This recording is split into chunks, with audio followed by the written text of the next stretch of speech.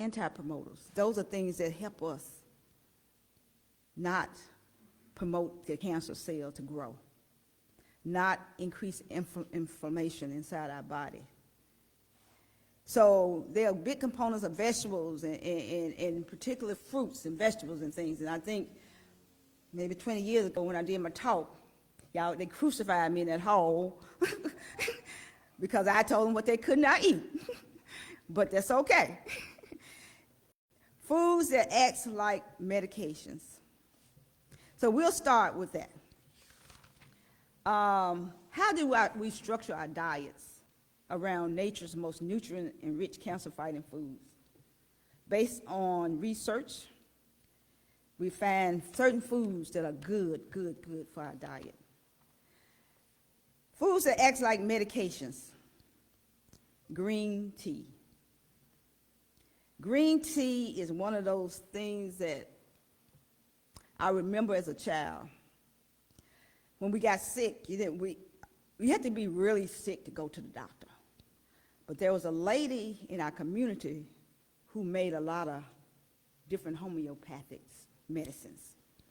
And I remember as a child getting sick and a cold, and she would keep us. And my mother would say, go up there to Big Mama's house and let her give you something. And Big Mama lived by a pastor. They got apartments and stuff now, but it was a pastor. And she would go down in there and she would pull pines and leaves and stuff and come in there and she would boil stuff and make these teas and have us drink it. And I remember as a child, she would rub us down with stuff she done made. But we got better.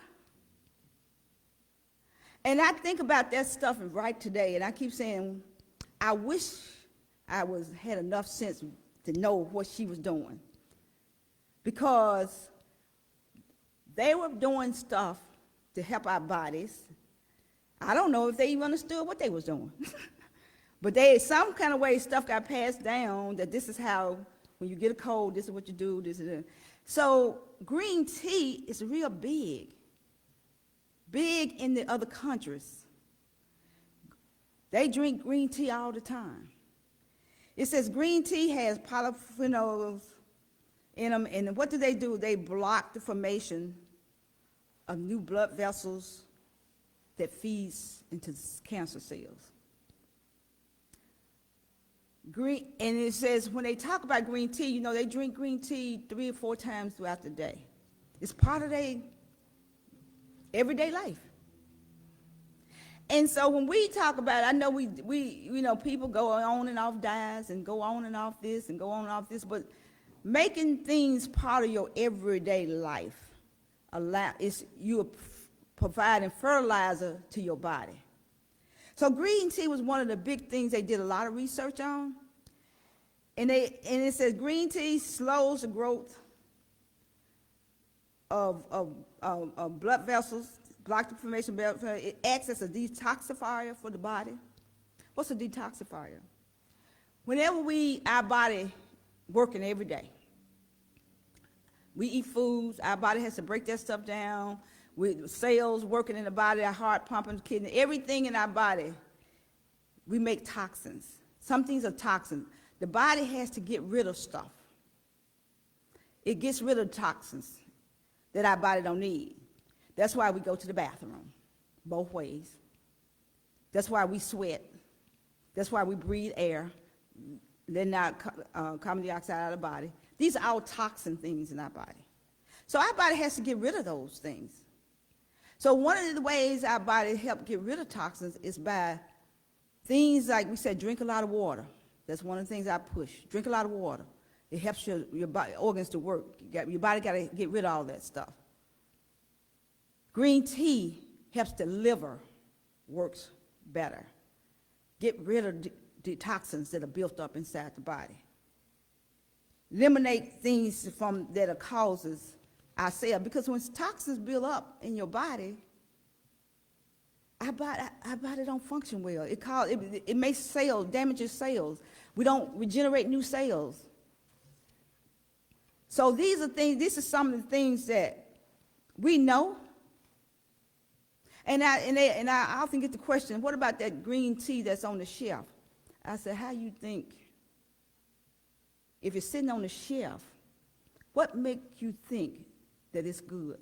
Because it's sitting on the shelf in a bottle. I said, no, they've added something to that tea that's sitting on the shelf. So and these are questions that people ask me. I said, the best thing to do is get you a tea bag or go get you some tea and make the tea fresh green tea. Okay, so in the Mediterranean areas and everything, and in the Asian countries, they drink tea all the time. They have less cancer than we do. They don't have nearly as much cancer as we do. The other big thing they talked about, they did research on, and had this talk too, is the olive oil. Olive oil come from olives. And I always tell patients, I said, well, you know, when you looked in the Bible, what kind of oil did they use? Olive oil. They use olive oil. So olive oil is a big part of the Mediterranean diet. Olive oil decreases degenerative diseases, arthritis.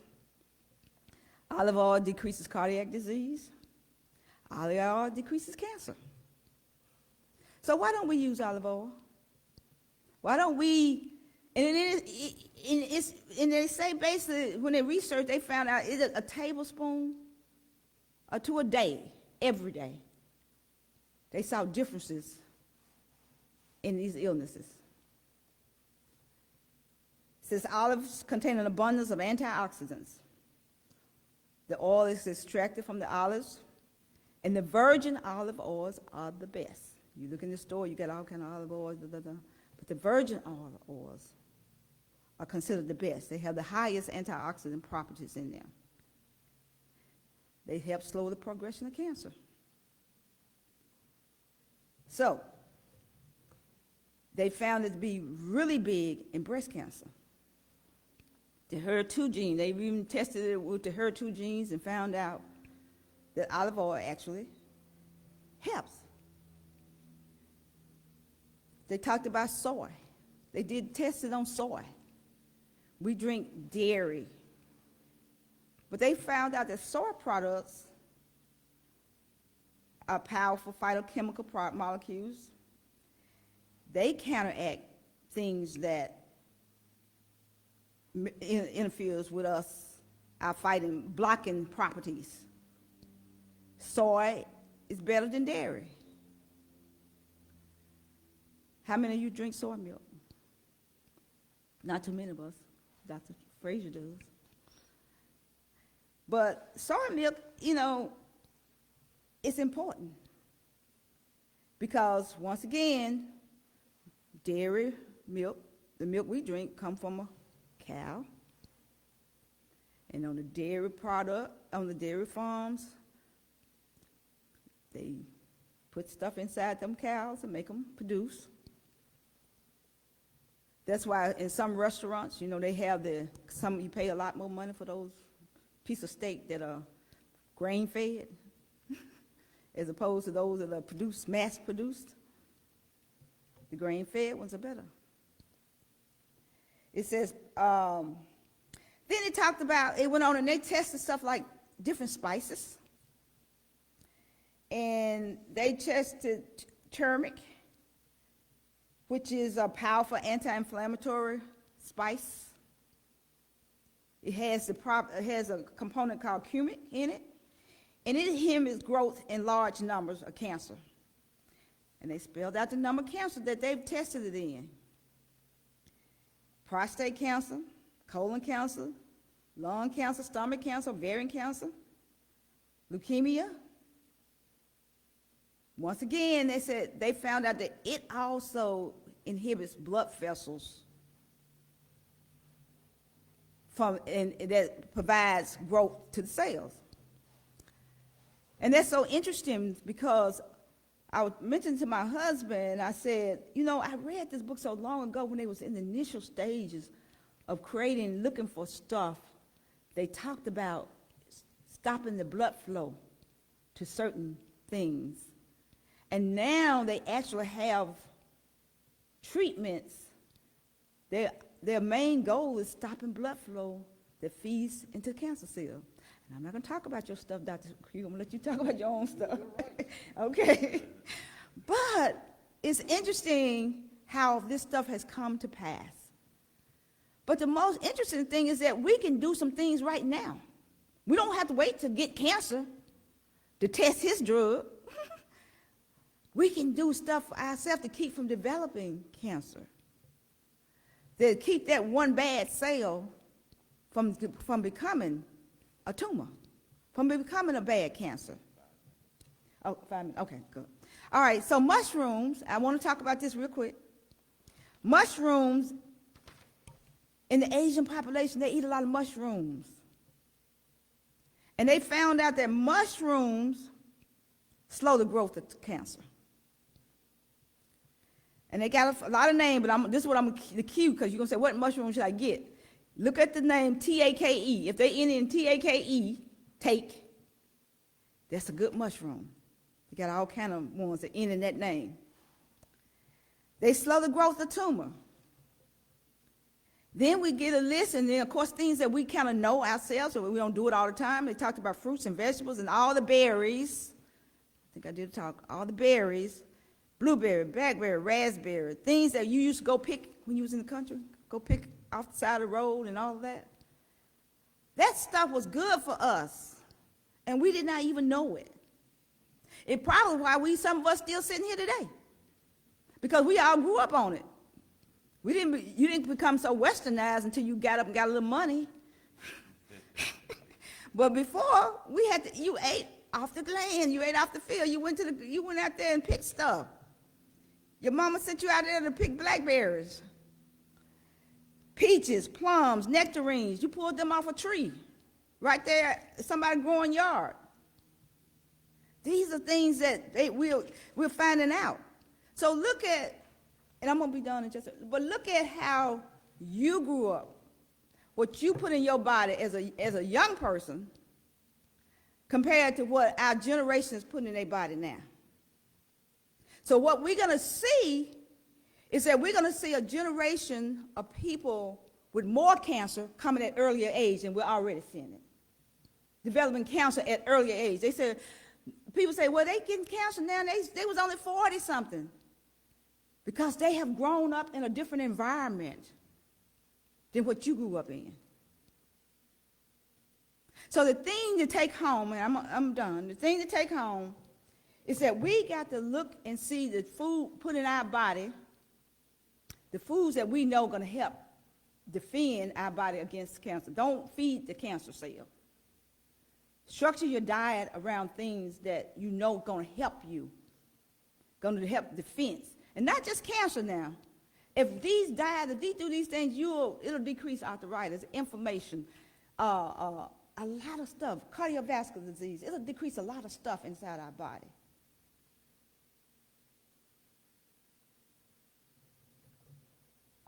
Okay. All right. Exercise. Okay, exercise. They know how I feel about exercise. But exercise is something that's very important. In the simplest way I put it to the patients, our heart has to beat. Exercise, every time you take a step, your heart pumps. Every time your heart pumps, it sends blood around the body.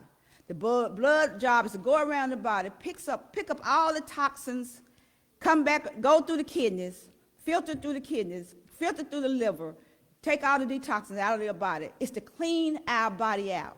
It helps take oxygen. We breathe oxygen to our brain so we don't be fuzzy.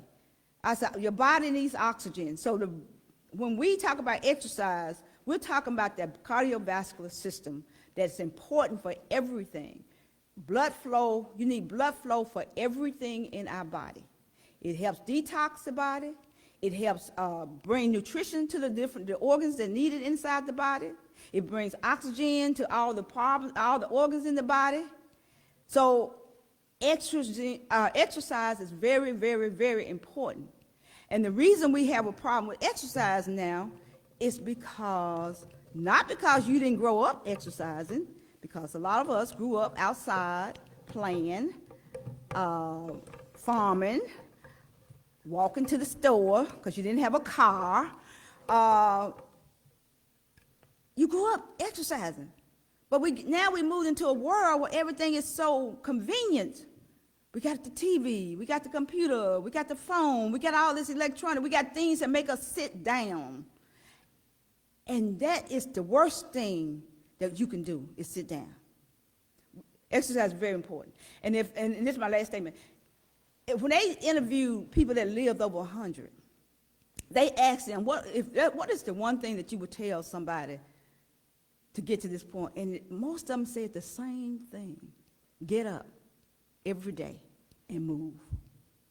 And move. I'm done. All righty.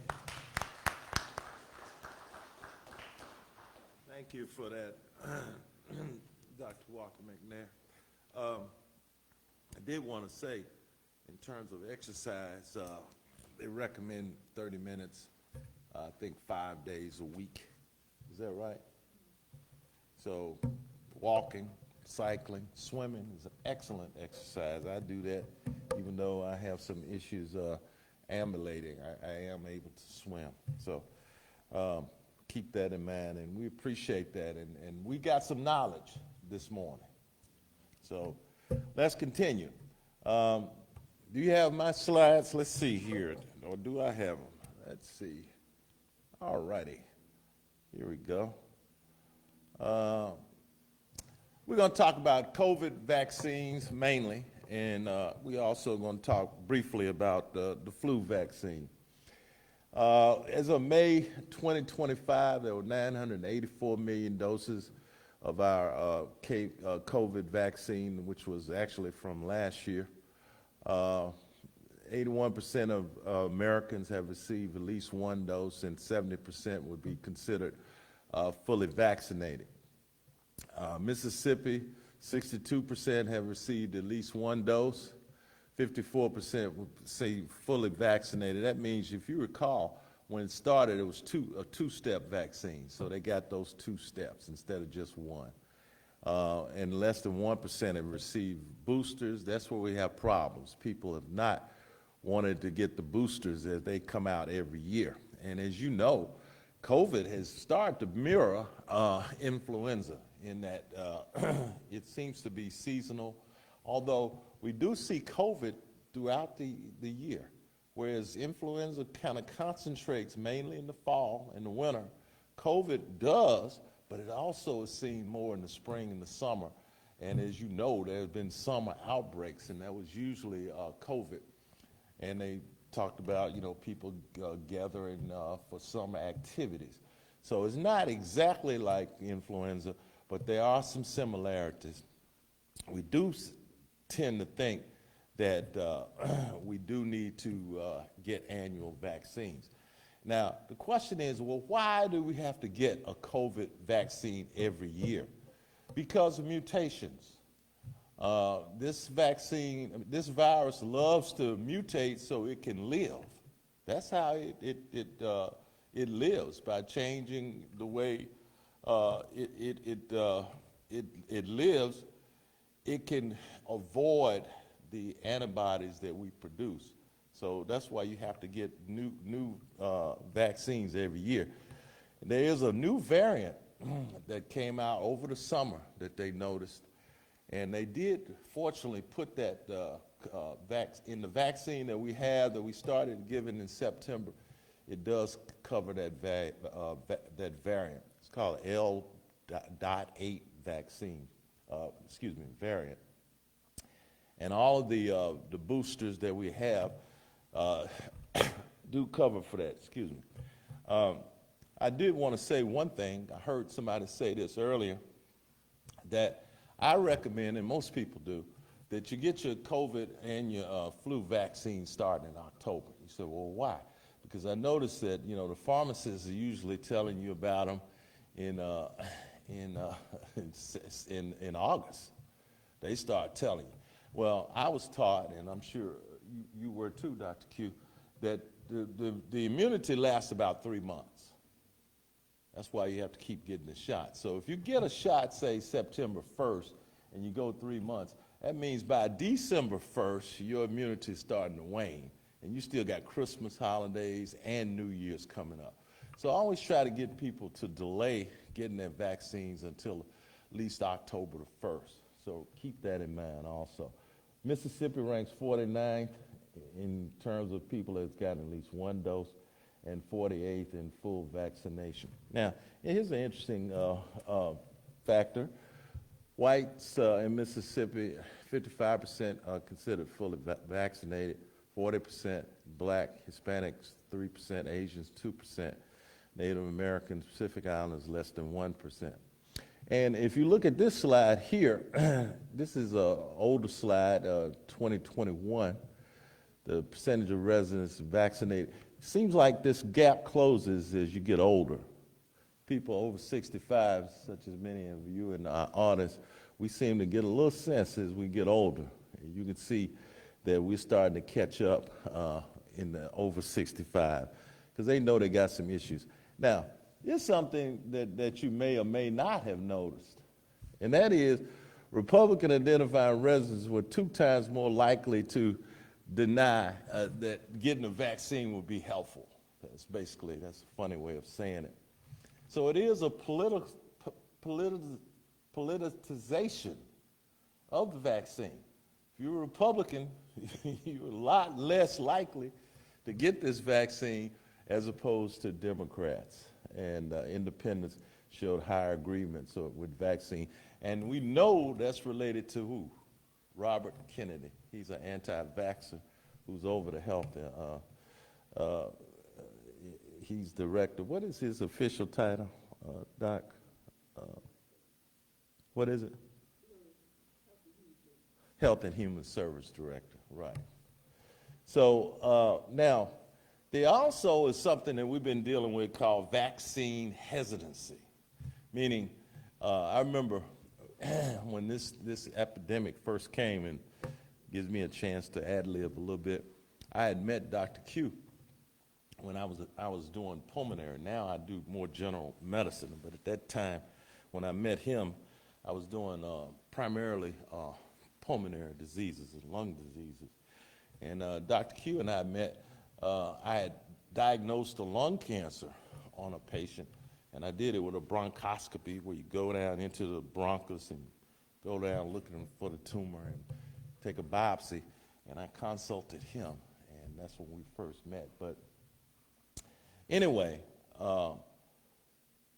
because of my background, I only did that 10 years. I decided it was too taxing, too much ICU work, so I kind of backed off of that and started doing more general medicine. But I noticed when COVID first hit, because of my background in respiratory diseases, I wanted to be an expert. I figured, hey, this is my specialty. This is right in my wheelhouse. I need to really be on top of this. So I remember reading the first case. I think it came out of Seattle, Washington. The guy had traveled to Wuhan, China. He came back and got sick, and that was the index case. And you start hearing about it. And all of a sudden, all of these people were having respiratory failure and death. And they all would go on, before they died, they went on what? Ventilators.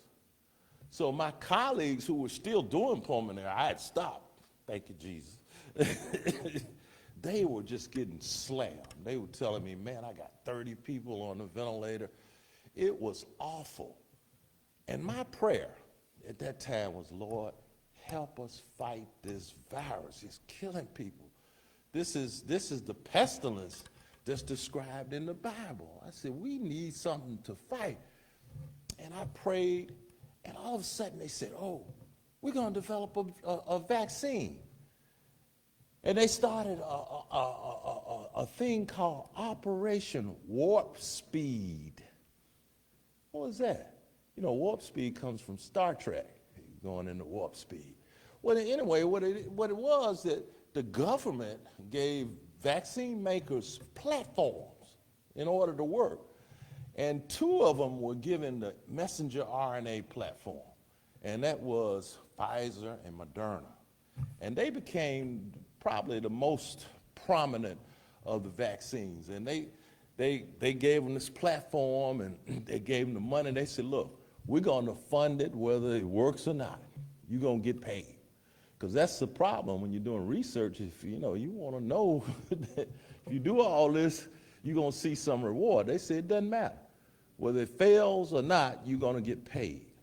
And they worked on this messenger RNA, and you say, well, what is that?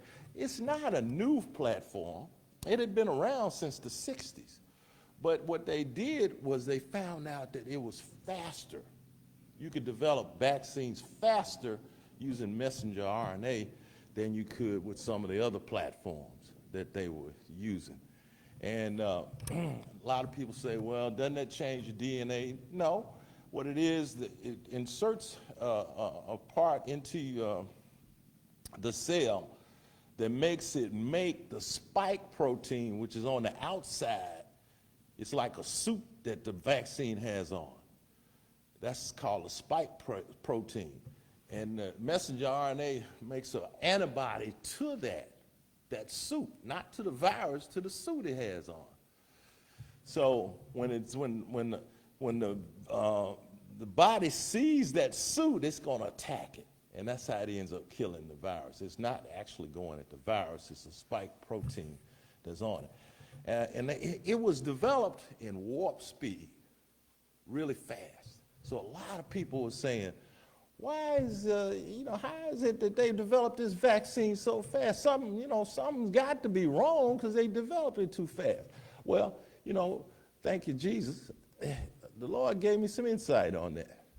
Do you remember the Tower of Babel? Y'all remember that?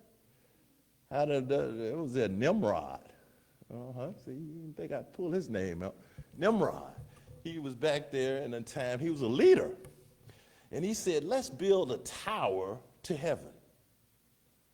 You remember that story? And they all started working on it. And they were building this tower up to heaven. And something strange happened. Fascinated me. You know what that was? God came down and he confused their languages. Well, what do you need to do that for? Because he said if he did not, they would have done it. That's what the scripture said. If he didn't do that, they would have built a tower to heaven. How is that possible? They didn't know nothing about oxygen and spaces. Well, the Lord gave me some insight on it. I always wondered about that for a long time. And in the spirit, he told me, he said, I don't live in time and space. If they had worked on that project and stayed on one accord for thousands of years, certainly they could have done it. Technology would have developed. But the key was they were on what? One accord.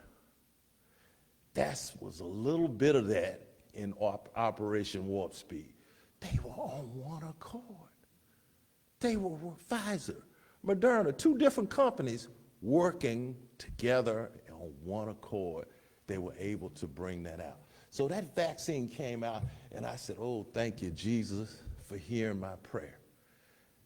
And I thought everybody would be dancing in the streets and doing a jig. All of a sudden, I say, hey, you can get the vaccine. Oh, no, I'm not taking that vaccine. I'm not going to become a zombie. And because I took that vaccine, I was terribly disappointed. I mean, I was thinking that God is good. He did a miraculous thing for us to save all these lives, and people did not even want the vaccine. So it became clear that there was vaccine hesitancy. And this was particularly true among black patients, and it was driven by mistrust of government healthcare systems. Why? What's the classic example of why black folks didn't trust the government. Do y'all remember what that was? Huh? There you go. Look at that. See, everybody even knows that, the Tuskegee study, where they gave these men syphilis. And even though they had a cure for it, they let it play out to see how, the history of syphilis. And so a lot of people heard about that, and they did not trust the government. And because of that, they were didn't want to receive the vaccine that was developed by the government. Now, that was unfortunate. Obviously, it was racial discrimination. But now, the chances of that happening today are very, very low. Why? One of the things, there was a Belmont report that came out that talked about that. How do you develop ethics in vaccines and vaccine development? And also, one of the big things that we do now that we didn't do back then is something you all should be very familiar with. It's called informed consent. Any of you that had any kind of procedure, they have to tell you what the risks and the benefits are of that procedure. So that's thing. Then plus, we have African Americans who are researchers and doctors and in different positions, and so it's very unlikely that that could happen these days. But because of these people were hesitant to get that, and this talks about the syphilis study. And but some key takeaways: vaccination rates are improving, but there's still some disparities, as we saw, between black and white.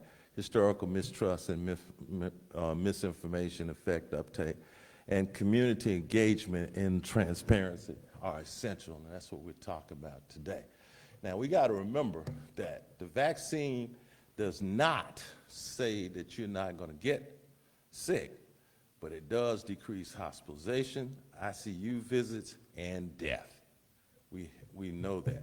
And here recently, I'm about to close, in my practice, I've actually started, and this is something I only did probably in the last 2 or 3 years, letting people take the influenza and the COVID together. I used to say, oh no, what if you had a reaction? But I've had enough experience now that people seem to be very well tolerated. And I actually took mine earlier this week, and I only felt bad about a day or so. Generally speaking, now you're going to feel a little achy, out of sorts for a day or so. I suggest taking, if it's safe for you to take Motrin sometimes, Aleve, and most people can safely take Tylenol, and that kind of will blunt some of the symptoms that you're seeing from that vaccine. So I would encourage you all to take the vaccine if it's available to you. Now, the rollout this year is a little different than the past. They're individualizing. If you are 65 and older, because most 65 and older people have chronic diseases and other illnesses, they will allow you to take it, and Medicare will pay for it. But if you're younger than 65, they're not paying for it unless you have chronic disease such as diabetes or asthma. Then they will pay for it. Other than that, the government has withdrawn their support, and they're not paying for these vaccines. So it's more selective who's getting the vaccine, but for most of us in here, I would suggest that we go ahead and get vaccinated. So that's what I have for you today. Now we're going to get to the meat of our program.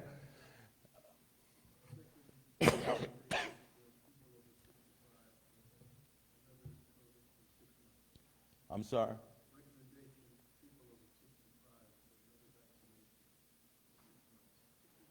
They get another one? Okay, all right. I'm not aware of that. Okay.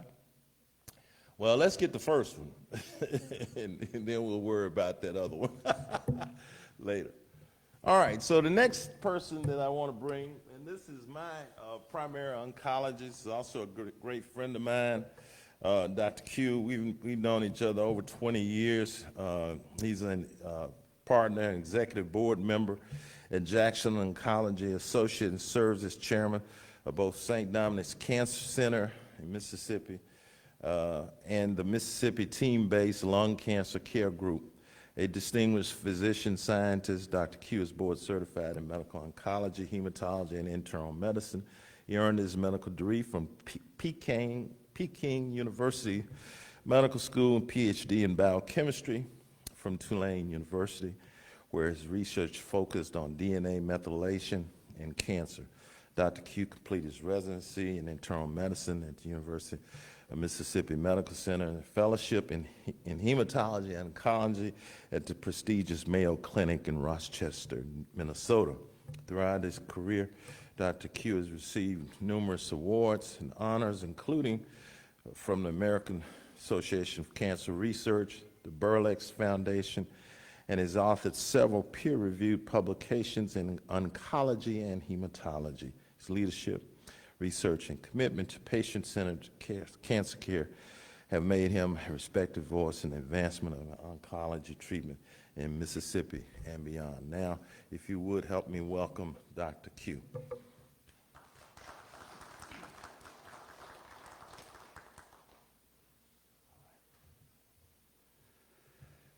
Thank you, Dr. McNair, giving me this opportunity and to talk to you, everybody here. I feel like it's a great privilege to be here with you and as part of a celebration of this marvelous, beautiful church's 100 years birthday. I also had the privilege of working with Dr. McNair for years, and if you all have listened to her, oncologists like me would lose my job. Before that, before you're all listening to her faithfully, I still can talk. So I was first marveled by the skill Dr. McNair manifested as a pulmonologist.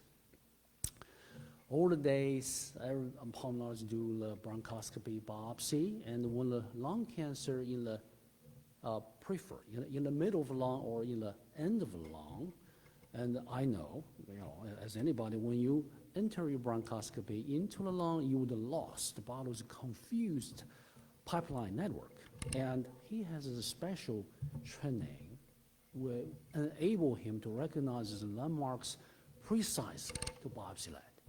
So this art has not been masterfully grasped by many of his other colleagues. And only recently we were able to do that because those equipment are empowered by AI technology. He was 30 years or 20 years ahead of the technology by just the brain and education. Yeah. So here we have a Harvard-trained Dr. Frazier, and numerous nights he was back and forth very impressively looking and talking to himself. I just review the way he's carrying other people, talking to himself, and challenge his way of taking care of people. And I see so many miracles out of his work, including some of our patients down here. So thank you to be with our legends here. So today I'm going to talk about cancer. It reminded me the late Charles Munger, Warren Buffett's partner. He once mentioned, I really want to know where I'm going to die. If I do, I never go there. Today we try to formulate a never go there approach. Okay? Yeah, thank you.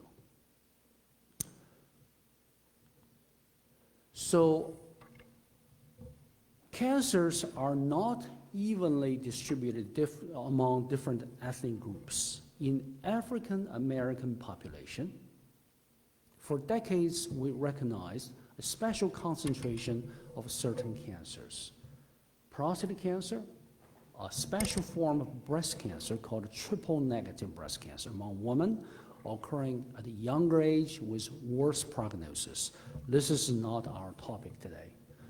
Multiple myeloma and lung cancer because of behavior. Start from prostate cancer. about 250,000 American people, American men, would be influenced by this cancer this year. In average, 1 out of 8, every American man would be diagnosed with this cancer during lifetime. In African Americans, 1 out of 6. 1 out of 6 of us have prostate cancer. In this room, probably we have 4 or 5. If not now, likely down the road. In comparison to the white cohort, the chance to have prostate cancer is almost double. Prognosis in this population tend to be worse. Nowadays, we mostly believe this is due to, 1, late diagnosis. Mostly it's due to genetics. If you have genetics, we still don't recognize this genetics yet. With this genetics, patients in this population tend to have prostate cancer at a younger age and more advanced stage and difficult to deal with, difficult to treat. So how to have a strategy not to get there? We recommend start screening PSA. This is powerful laboratory testing, just blood work, at the age of 45 in African American population. So do the digital exams. In families concentrated with this cancer, breast cancer, ovarian cancer, we recommend patients to do genetic testing because of those genetic mutations, for example, BRCA1, 2, can empower men to have prostate cancer at a much younger age with almost 100% certainty. So we also have developed better imaging. If you are diagnosed prostate cancer at the earlier stage, Dr. Frazier can tell us, your 5-year survival is almost guaranteed. Cure rate is very, very high. However, if you're diagnosed with metastatic prostate cancer, is become an incurable cancer. Even though our treatment results are getting better and better, it still remains an incurable form of malignancy. 10-year survival nationwide is about 90%. A 15-year-old survival is pretty good. In short, prostate cancer is a highly curable cancer. Early diagnosis is the key. Dr. Frazier is an expert in the surgical treatment for this cancer, and we also give radiation therapy, sometimes radiation therapy combined with endocrine therapy, which provide very marvelous result. Hopefully nobody get to stage 4 prostate cancer. Even you do, unfortunately, the result is much better. I was really moved by the late Mr. Bond's music today. If he was diagnosed prostate cancer 10 years later, he would have probably still alive. And we classically we've been using hormonal therapy. Now we have more targeted therapies, and better and more powerful nuclear baby bomb therapy, nuclear isotope, and life expectancy has been increasing. We also have vaccination therapies.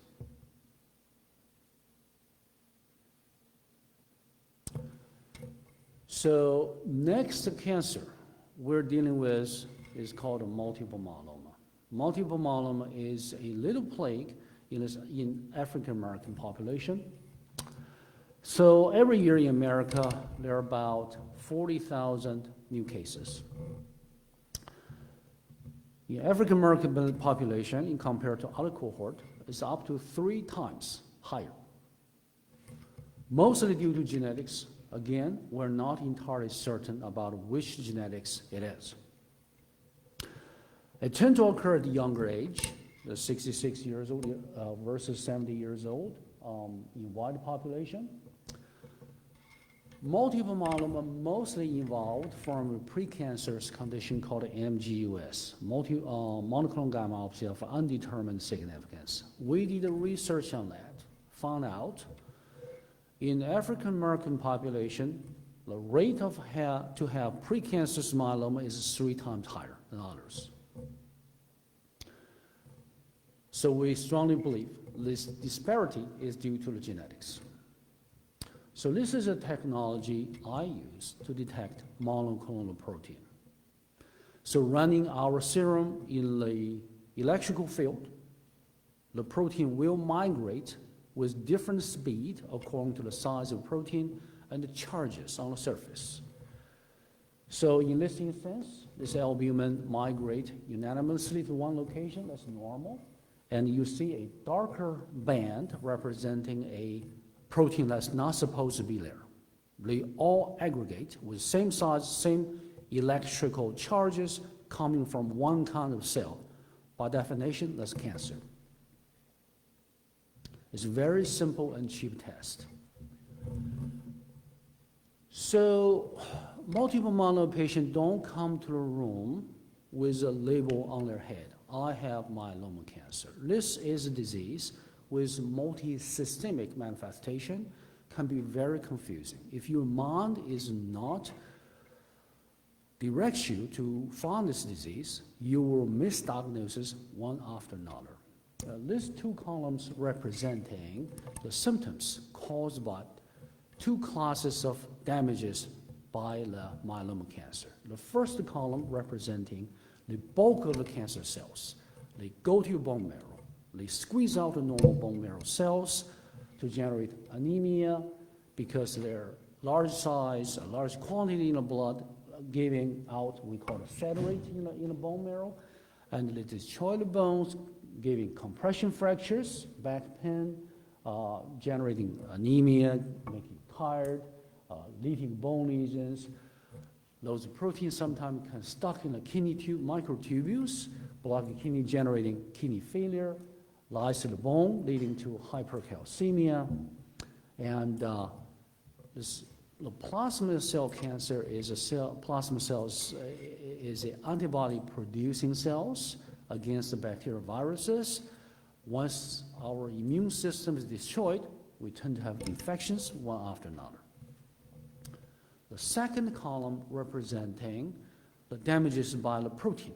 This protein sometimes can stuck to the nerve, generating neuropathy, stuck to the heart, leading to unexplained heart failure. Never had a heart attack, the heart is not moving. Stuck to the kidney, make your kidney unable to reabsorb back those proteins, make a leaky protein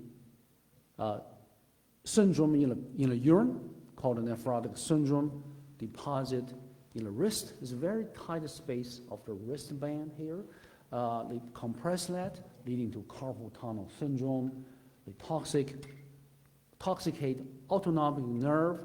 When you sit down here, you stand up, you pass out. It's called orthostatic hypotension. Stuck to the gut, disable your ability to absorb a nutrient, causing malnutrition, weight loss, and bruises and bleeding, like that. So this is the slides I use to educate the resident and the medical students. The protein level to diagnose myeloma usually is more than 3.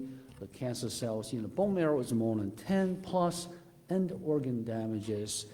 My mentor, Dr. Kao, the Mayo Clinic mentions crabs. That's what a term he used, calcium, kidney, and anemia, and the bone destructions.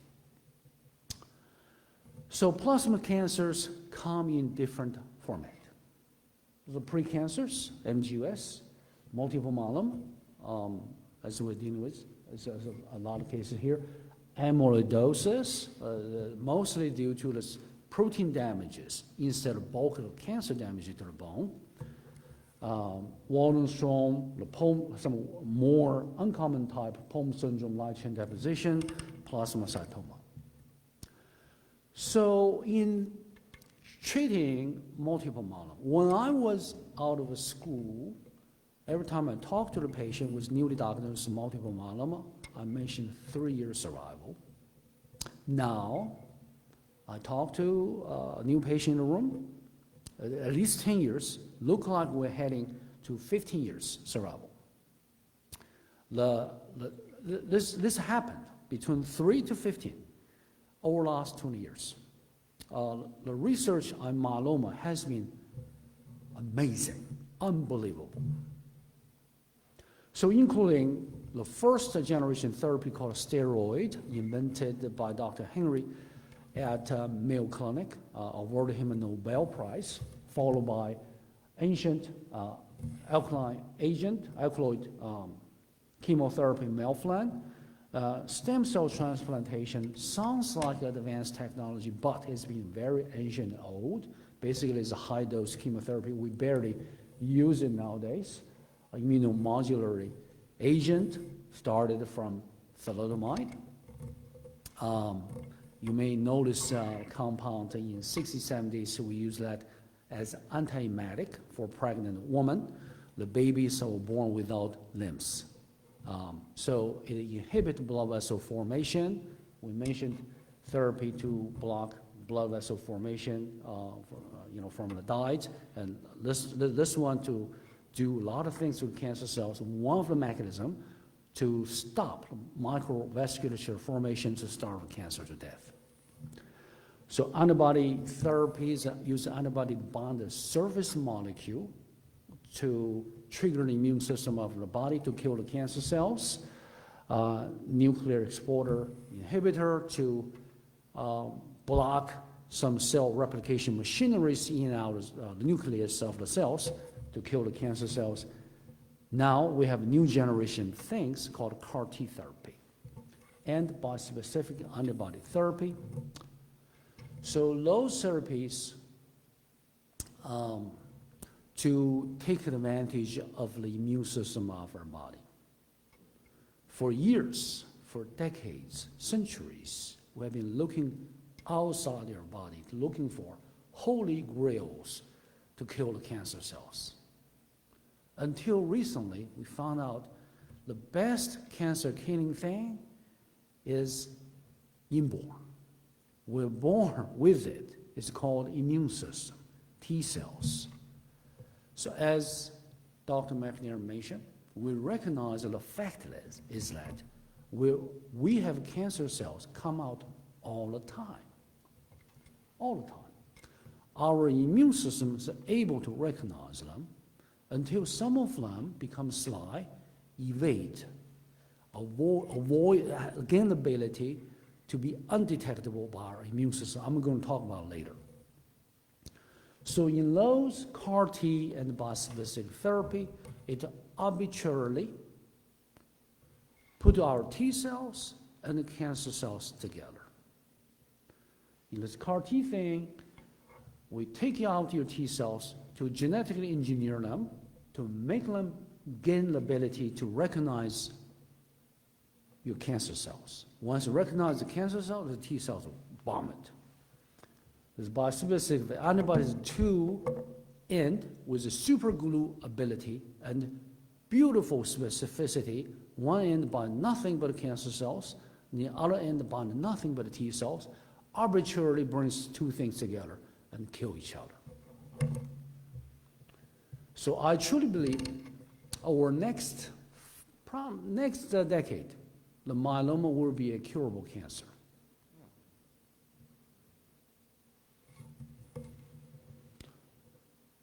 Move to lung cancer. About 250,000 Americans has this lung cancer. The difference between this and the prostate cancer, if you have lung cancer, the chance to die from that is very, very high. 150,000 of death. Lung cancer mortality is more than colon cancer, prostate cancer, all combined together. So lung cancer accounts for 1 out of every 4 cancer death in this country. Mean age is 70 years old. Lifetime risk is 1 out of 15 for a guy, 1 out of 17 for a woman. But lung cancer is also a curable cancer if it is diagnosed at an early stage. Close to 500,000 people are alive with history of lung cancer get cured. Of course, the culprit for lung cancer is one single thing, cigarette. Our research powerfully demonstrated if you smoke up to age of 50, average smoker, your chance to have lung cancer at the age of 50, 1 out of 16.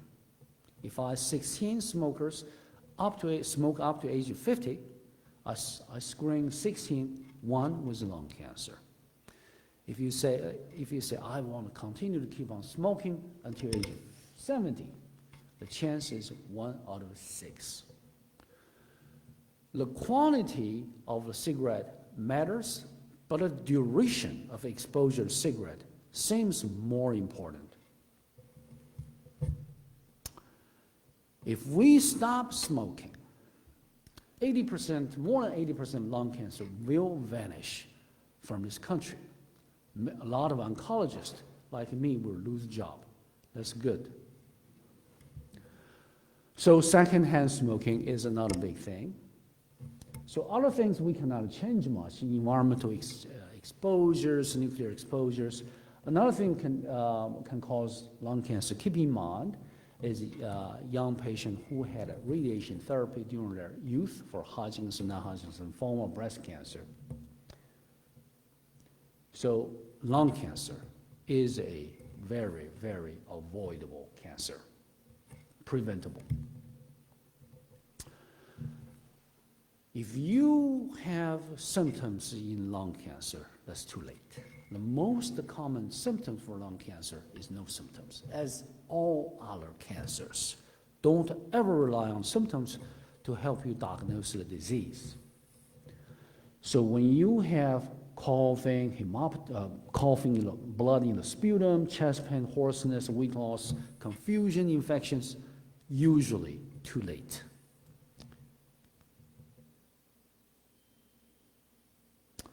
So now come to screening. We screen women for breast cancer at the age of 40. We screen prostate cancer. Now we come to the conclusion, screening for lung cancer, save life big. The criteria, age above 50. If you smoke 20 pack smoking year history, how to come to this number, 20 pack? Meaning that the amount of packs you smoke per day times the years you smoked. For example, if you smoke 2 packs a day, smoke for 10 years, 2 times 10 equals 20. You meet the criteria to be screened.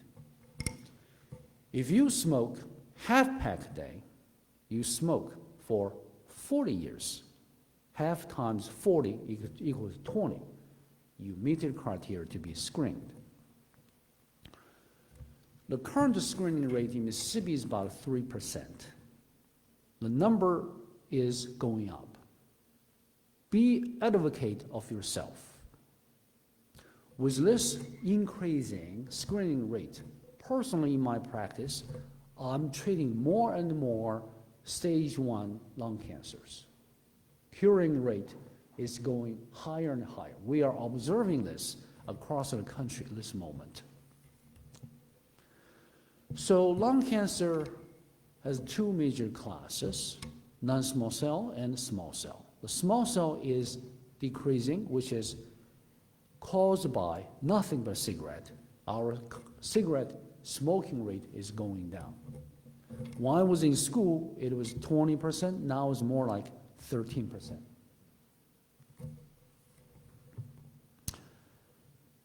Treatment for non-small cell lung cancer, the best treatment is surgery, and nowadays we are empowered with very glorious treatment, chemotherapy and immunotherapy in combination. I'm going to explain to you later on.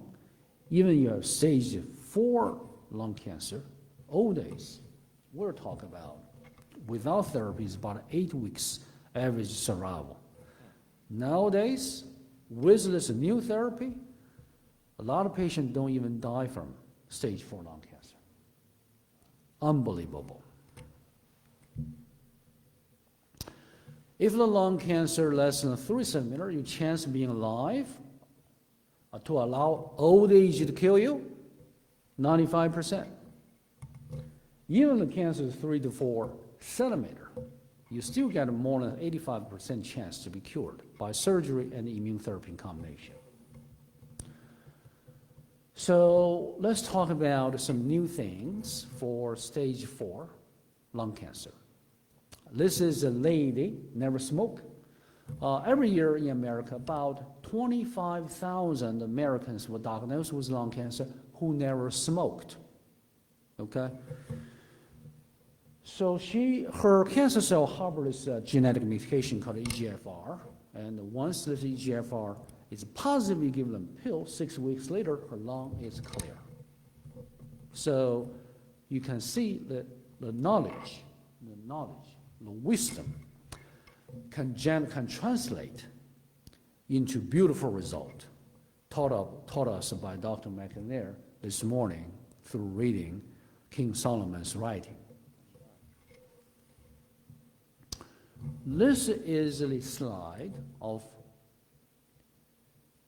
PD-L1 immunotherapy for lung cancer.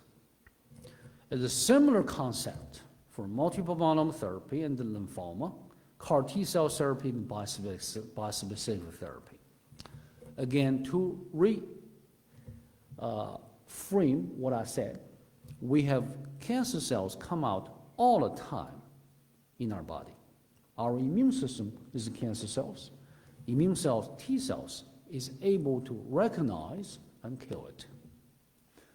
Once in a while, the cancer grow a fake ID called, in this case, is called a PD-L1 molecule. This fake ID tell your immune cell, I'm part of you, don't kill me.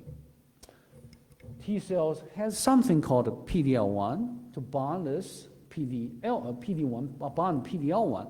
Once these two bridge combined, the cancer cells cannot be killed. So the job is to break the communication here, so the T cell will kill it. This is a Nobel-winning discovery. This group of physicians, 3 group of physicians, designed antibody against this molecule, PD-L1, or this molecule, PD-1. So once you put antibody to recognize the fake ID generated by the sly cancer cells, so their communication will break, your T cell regain its function. Wake up from cancer blind to cancer seeing and the cancer eating. This is a slide showing the result was just said. After breaking up the communication of checkpoint inhibition between cancer and immune cells, we are able to powerfully lift this death curve from from very high mortality into this significant height. This curve, when the curve go up, means that the cure rate is very high. This is about 80 years ago, this slides. Now it's only become higher and higher.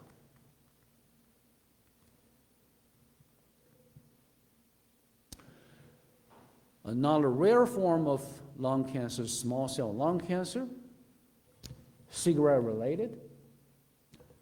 Treatment with chemotherapy is very, very effective. Almost 90% guaranteed is going to shrink the cancer, but the problem is recurrence is very high. Nowadays, we are empowered with immunotherapy in combination with chemotherapy. When I was in school, the 5-year survival for limited stage is in a range of 10 to 15%. Now we're pushing to 35 to 40%. The extensive stage, meaning that the cancer all over the body, survival from that cancer stage, 0. Now we are saying up to 10 to 15%.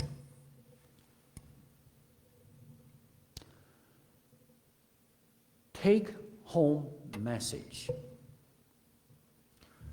In human cancers, as Dr. Rosie McNair mentioned, the dietary habit, exercise can prevent, yes indeed, about 50% cancer are considered preventable. The number one thing we do, no smoking, eating healthy diet, maintain a healthy weight. Research showed the only cause for lower esophagus cancer is caused by reflux problem. If you can eliminate the reflux problem by losing weight, you're not going to have lower esophagus cancer. Physical activity, avoid the sun to avoid skin cancer. And alcohol is a powerful thing to cause cancer. Our study showed if a woman drink 1 alcohol a day, their breast cancer increased by 20%. If you drink 2 alcohol a day, breast cancer risk increased by 40%. Vaccinations, vaccinations for virus that can cause cancer, such as hepatitis viruses and HPV, and bacterial infection. In this case, stomach can cause gastric cancer. If we treat that with antibiotics at a younger age, we will eliminate the cancer risk down the road.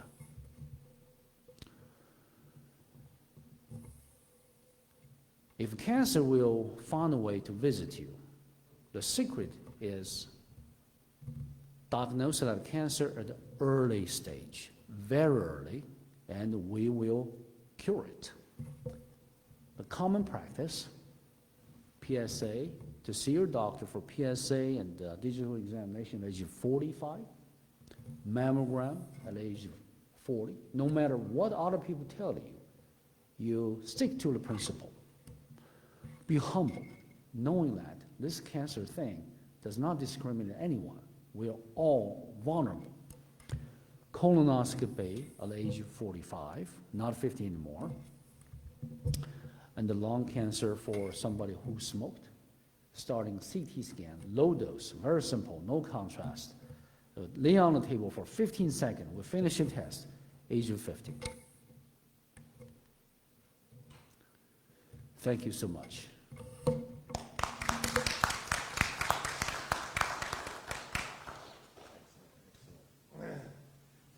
We're doing well in terms of our time this morning. Brother Smith, why don't you come up and say something about your cooking demonstration? And we may have some time for a few questions afterwards too. But this is Brother Charles Smith. I've been on his morning radio program, and he's trying to get me back. Yes. We had a good time talking, and Charles and I at the gym together. I think this is one of your walking buddies, Brother Buckley. Yeah. Why don't you say something about your demonstration? Yes, thank you so much, Dr. McNair, and thank you, men, for being here. Thank you, Dr. Rose, for that. And Dr., thank you so much. My brother has stage 4 lung cancer. Great information. Listen, guys, food matters. Exercise matters. Being tested matters. And a lot of times, we wait, I have a saying, I wrote this in high school: what you want in life, go get it. What you need in life, go get it. Waiting, won't get it. You got to go get yourself checked out. We the men, and we can't walk around here and do what Mama and them and Daddy and them did, because they didn't have the opportunities that we had. And we can't eat what they ate. We got to change some things up. And that's what I'm going to show you this morning. I'm going to show you how to change some things up. Now listen, I love good tasting food. It just has to be good for my body. If it's not good for my body, it is non-negotiable. I'm not talking to my kidney, my liver, my lungs about something that I like that's not good for them. Tell me how much sense that makes. They're important to me. I watched my mom on kidney dialysis 3 days a week. I was taking her there, watching the machine doing what the kidney was supposed to be doing. The machine could act like the kidney, but it couldn't take the place of a kidney. And nobody was rushing to my mama, Dr. Rose, saying, Cora, I got 2 of them. You can have one of mine. None of her friends was coming by, Dr. So I made a decision. You know what? I'm going to take care of my own darn kidney.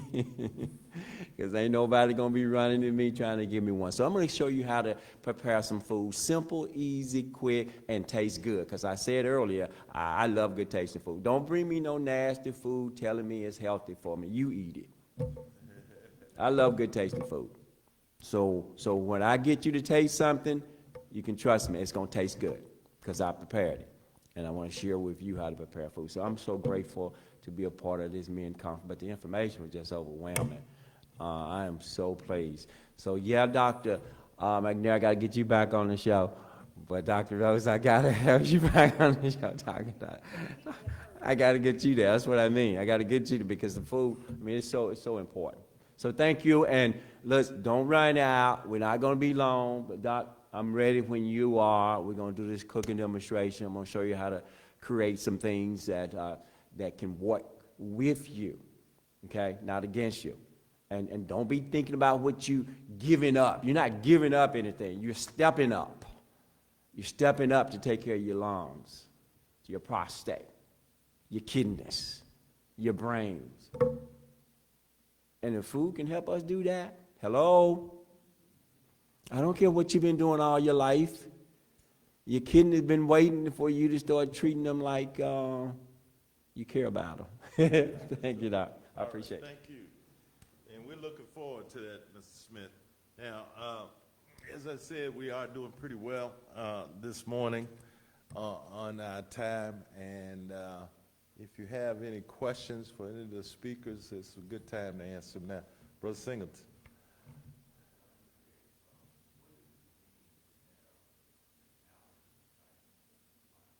A what? Alkaline body. I don't know if I know the answer to that. I'll give our nutrition expert that question. Nutrition expert, but let me just try to answer the question. In our blood, we'll test it, whether it's acidic or alkaline. And what we find out is that the more our organs and things work better in a more alkaline environment. So when you look at your foods, you look at the ones that causes your body to become more acid. Just think of the acid in the battery. Burns up stuff, destroys tissues and stuff. So you want to look at foods that are more alkaline. There's a lot of stuff, and I have to tell the patient, because they bring me all kind of stuff they done read on the internet and stuff. But let's not make it hard. Let's keep it simple. I give you the list of foods. I tell them what to eat. I show them what to eat. But they want to go and get that one single pill, that one thing they talk about, that one this and one that, and they want to do it that way. It's a combination of stuff. Even with the list of food I give you, the research showed one food would do this, 2 of them would do this, 3 of them would do this, and 4 of them would do this. So combine, and that's why I like Mr. Smith, because combining these foods together, making a meal out of them, that you'll get what you need. You don't have to listen to all that stuff. You don't have to have, what that one pill. I heard this, they go by that one little thing they done heard that'll do this. It's not going to do it by itself. It's not going to do it in the form that they're telling you to do it in. Natural is better. The more native things are better. I even have to keep reminding myself, I cook my cabbages too much, to be honest with you. Because they say you don't supposed to even cook them, put that much heat on them. We're supposed to eat them in a more natural state. So the more we learn and the more we think, and I know y'all sound like a broken record, I keep saying, the thing where they used to do stuff, I know we can't do like mama do it, but I had to remind them about mama them ate that way, but mama them also worked 8 or 9 hours outside in the garden, in the field, exercising. You don't go out there and exercise no 8 or 9 hours. They didn't call it exercise, they called it work. But they was moving. And so my point is that because things have changed so much, we have to change. But we still can't get away from that natural vegetables and fruits and vegetables and things that God made out there for us. We still can't get away from it because those are the things that really help our body. So alkaline and acid, it's just about how our body functions, the environment our body functions with. But I don't buy alkaline water. I don't buy it. Because as far as I'm concerned, if I'm drinking, I do drink bottled water. I drink spring water. But the point is that I drink also the water that come out of my faucet up in Ridgeland, Mississippi. Because, a lot of stuff that's put out there is just to make you spend your money. They don't understand it, though. Yeah.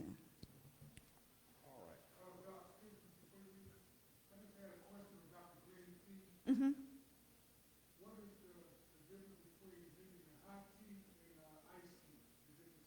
Well, if you want to drink green tea to get it cold, that's fine. And, it's not the temperature. It's the catechine that's in the green tea that makes a difference. But what the reason I talked about putting it on the shelf, because the stuff to sit on the shelf, they have to add stuff to that to make it preserve it. And so all the preservatives they add and stuff is not necessarily good for us. Mm-hmm. All right, let me say this too, and I got a question for Dr. Q myself. Mrs. Charlie Smith and I, when we were on the program, I say, Bro Smith, now I'm not a vegan, but we do find this that we agree on. Plant-based diet is the way to go. Your diet should primarily be plants. We do eat too much meats in our diet. And more recently, I had a conversation with him, and I'm looking forward to this because I've been hearing this for years, sitting in the steam room, about how good. So I'm getting a chance to actually taste it. But I mentioned to Bro Smith probably 6 months to a year ago, after I'd been on this morning show, and he has a great show, by the way. What station is that on? Okay, and what time and when do you do? Every Thursday, 7 o'clock. So if you're up early, check him out. But anyway, I said, Bro Smith, I found a new diet. He said, what's the name of your diet? I said, I'm calling a flexitarian.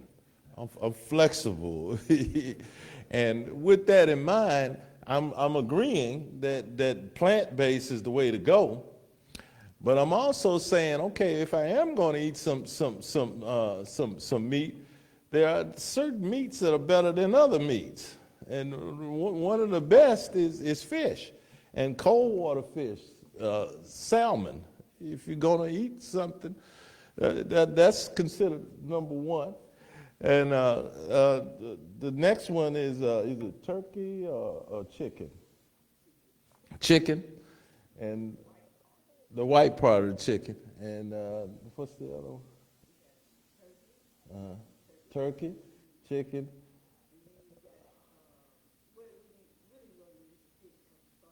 Sardines, things of that nature. Then beef and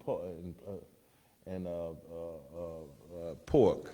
Pork is one of the worst type of meat. So, but anyway, I just thought I'd add that down. Dr. Q, two things I want to say.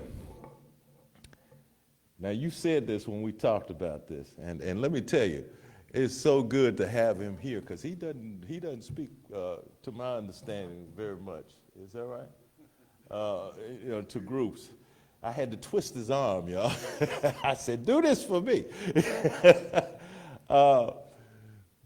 Man, one of the most heartbreaking things that happened in my medical career, I diagnosed someone, as you said.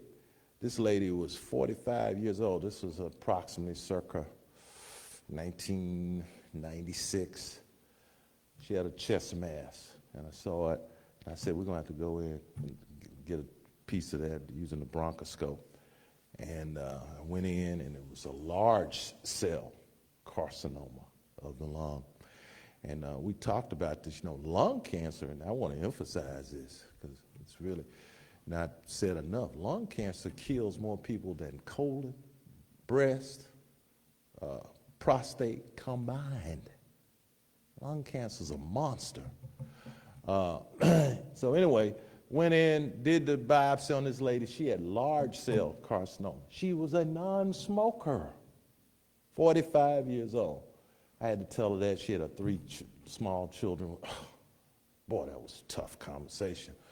But anyway, the only thing she asked me, and she was tearful when she asked me, she said, "Doc, but I don't smoke. I've never smoked. Why did I get this?" And I said, "Ma'am, I don't know. But one of the things that they say is radon. We don't hear much talk about that. Could you comment about radon and its risk for lung cancer?" Radon gas. So, there are about 25,000 Americans diagnosed with lung cancer without history of smoking. I mean, radon is a degraded product of uranium. Okay, once uranium goes down, radon is some parts of the building materials and this, that. It could be, we don't know, but we do know that our body, our cells, we have 3 billion base pairs in our every single cells, DNA, nucleotide. They replicate, repair, and grow. When the 3 billion nucleotide replicate, you can tell the fidelity cannot be 100% guaranteed. Mistakes commonly introduced during the DNA replication process. This is what I studied during my PhD thesis time. So Johns Hopkins looking into, try to answer the question, what's causing the cancer? The answer is random mistakes occurring during DNA mutational process. But certain times, this random thing become non-random, especially, for example, somebody born with genetic mutations like BRCA 1 or 2 mutations. Those patients lost their ability to repair the DNA mistakes introduced. If you and I don't have this mutation, we have a healthy repair system. Even with that healthy repair system after mistakes introduced, we still generate mistakes and random mutation happens. And then you're adding cigarette smoking, adding some testosterone on the injection to promote the cell proliferation, increase their cell DNA replication rate, you generate more chance, more mutation chance to be introduced into your system. So the bottom line is, unfortunately, we all have to die one day. The cancer is one way for us to go. And unforced errors is everywhere, things we can control, things we can't. We see a lot of people doing everything right, beautiful, still have lung cancer and different cancers. Yeah. And people smoking like a chimney never have lung cancer, even at their death. That's true. I did want to mention, because you and I talked about this, what about your personal experience? So I was raised in China. I was diagnosed with gastric cancer last year. I was blessed with knowledge. You need to know where you're going to die. You never get there. I truly believe it was the statement. So at the age of 34, my colleague at the Mayo Clinic, my best friend, he was diagnosed with colon cancer. He had 3 kids. I had 3 kids. I said, man, you can have that. I can have that. I had to get colonoscopy at the same time. I did EGD because I just asked the doctor to do it because the Chinese people, Japanese people, Korean people at high risk of gastric cancer. And I had precancerous lesions at the age of 34. Since then, I've done EGD, scope through my mouth, 19 times, skipping twice during COVID years. Until February last year, after missing a year, I did another one. It was cancer. Stage 1, I had a surgery. And if you were diagnosed with gastric cancer stage 1, your chance to be cured, 94.5%, based on large-scale studies without any chemotherapy. But in this country, we don't screen gastric cancer because our rate of gastric cancer is very low. 300 million people, or more than 300 million people in this country, we only have 20,000 cases. In Japan, about 100 million people, they have 135,000 cases per year. So they have, the screening become a standard for Japan, and all the gastric cancer in our country, 70-80% diagnosed at advanced stage. Outcome terrible. So outcome terrible because we miss the early stages. Okay, this my story translating into like lung cancer treatment. Our days, lung cancer, every single one is death penalty because we don't screen people. We discriminate against smokers. We charge them high tax. We give them a hard time. Their cigarette $10 a pack. The making that it costs probably 20 cents. The majority of the money all go to somewhere. And I no problem with smokers. I mean, you just go to see a doctor and tell your friends who smoke. They're good people, and just get screened. We get at the early stage. We cure you. I have one question. I need to ask you though. Yes, ma'am. Recently, I guess in the last year or two, and I don't know who's selling them, but they're approaching patients about doing genetic testing for all, and they're able to do a blood test on all the things that they are predisposed to. What's your feeling about that? Because they come and ask me, should they pay the money to get the test? We do the screening that we do, but this is some of the. This is a big movement because we all know cancer is a genetic disease, either inherited, the gene from your parents, or through bad luck, a spontaneous mutation happen in your genes, okay? So the genetic testing come with different format. One is to determine your inborn, the genetic risk you're born with. We don't recommend randomly testing people for what's your genetic makeup. We only test those who with the cancer, and then if it tested positive, we send the same test without any cost to family members. This is one. Two. Genetic, yes, sir. My oldest brother died of lung cancer, but he never smoked. But his wife changed smoking. And the doctor had said that was the worst smoker.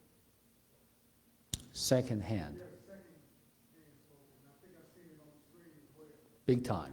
But I wanted to bring that up as well. If you're around someone that smokes, you might well grab a cigarette yourself. Second-hand smoking is as bad as first-hand. We know that. Thank you.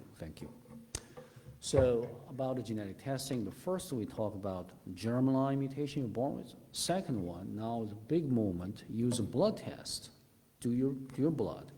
Try to sequence any circulating cancer cells to diagnose cancer instead of using colonoscopy, mammogram, or CT scan for your lung. Use your simple few drops of blood to diagnose cancer. So this test has not come to prime time yet, but it's closing. So our current problem is, for this test, if you have stage 4 cancer, terminal, the test precision, 100%. It's going to tell you have a cancer in your blood and everything, tell you have cancer. However, we don't want people have stage 4 cancer to diagnose. I mean, it's too late. We want early stage. If you have stage 1 cancer or precancers, this test is very problematic. It does not tell you much. It only can pick up less than 30%. That's why the utility of this test is being debated. And if somebody's offers test to the population, I think it's $1,000, something like that. One of the name called a Grail, Holy Grail, but it's not real Holy Grail yet. The sensitivity is picking up. It will be better. Thank you so much. Last thing I'm about to close out. I did appreciate Dr. Q sharing that, for me, I was seeing Dr. Q regularly as a patient. And, he and I had developed a friendship prior to me getting sick with cancer. And he insisted that I go to the MD Anderson. I said, Q, you're the best. He said, you and I are friends. I don't want all this responsibility on me. I want somebody else looking over my shoulder and suggesting things for you too. So I appreciate that you made me go to the MD Anderson Cancer Center, and I think that was something that was beneficial to me. And the immunotherapy that he talked about, where you got the body recognizing the cancer as a cancer and fighting, that's been a transcendent thing in cancer therapy. That has really changed, and he shared this with me after my diagnosis. He said, man, he started me on 2 immunotherapy agents, and it's been 6 years since then, and I'm not totally well. One of the things that I hear, Dr. Q is a good friend of mine, but I sent a lot of patients to him too, and they said, man, that dude is so blunt. He just tell me, hey, ain't no cure for you. But, he's telling you the truth. We can slow this thing down, but, you can't cure it. He said, he's told me after I'd been around for 2 or 3 years, and I told him, I said, man, I went and bought this Porsche, I didn't know if I was going to check out or not. He said, well, you look like you're going to be around for a while. But make a long story short, he said, if you had been diagnosed 2 or 3 years earlier, I would have given you 3 months to live after your diagnosis. But with these new chemotherapeutic agents, I'm standing before you now 6 years later. So these things really have made a big difference in our armamentarium to fight cancer. And the other thing that I appreciate you sharing was when, I'm coming in to see you about myself, and they said, well, Dr. Q's going to be out for 6 weeks because you had developed cancer. And I said, wow, isn't that something? Here's a guy dedicated his life to fighting cancer, and it comes knocking on his door. But one of the things I've noticed is when I first saw him when he came back from his surgery, I said, well, what's going on with your weight? But it looks like he done picked up weight. He look. So God is good. So we're about to wrap up. Now, I do have a sheet up here so that we had asked for earlier for people to sign up. So you can sign up, and we can be in communication with you, particularly my clinic, if you need health care. That's what Central Mississippi is there for. And we have Dr. Frazier, who's our medical director. And do you want to say a few words before we dismiss, Dr. Frazier? Come on up, sir.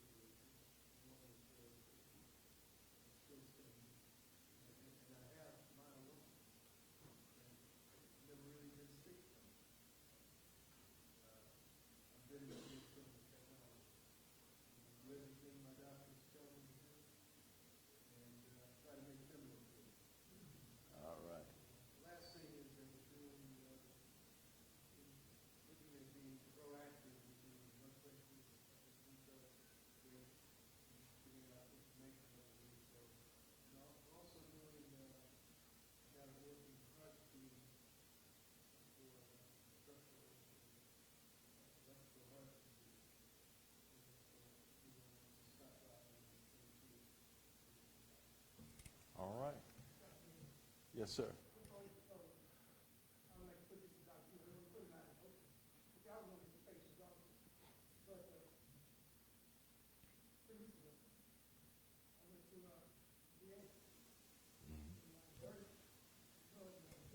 Mm-hmm.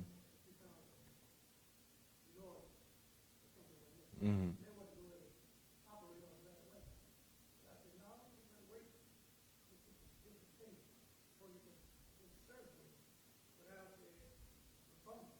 Mm-hmm.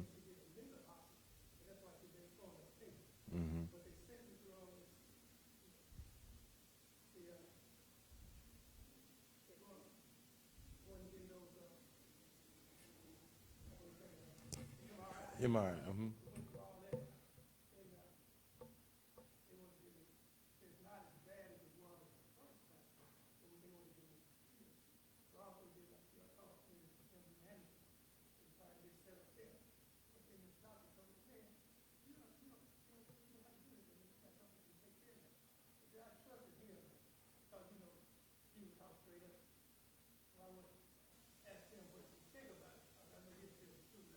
Yeah.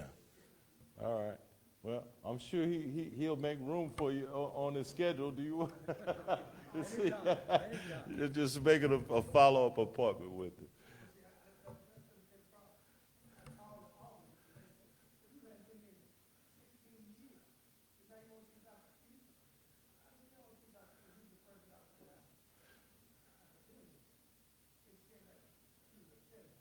Yeah. Well, he's the boss over there. He's on the governor's, aren't you? Yeah. So just get with him and give him your name, and I'm sure he'll get you in there to be seen. All right. And if, so we're gonna take advantage. It's right up at 11 o'clock, and we're getting ready to chase this good tasting vegan food that Mr. Smith is going to make. And like I say, if you would sign up and leave your name for registration, we appreciate that. And I'm going to go ahead and close us out with a word of prayer. All right, let's bow our heads, please. Heavenly Father, thank you for this day. Thank you for this conference. Thank you for those who have participated with us.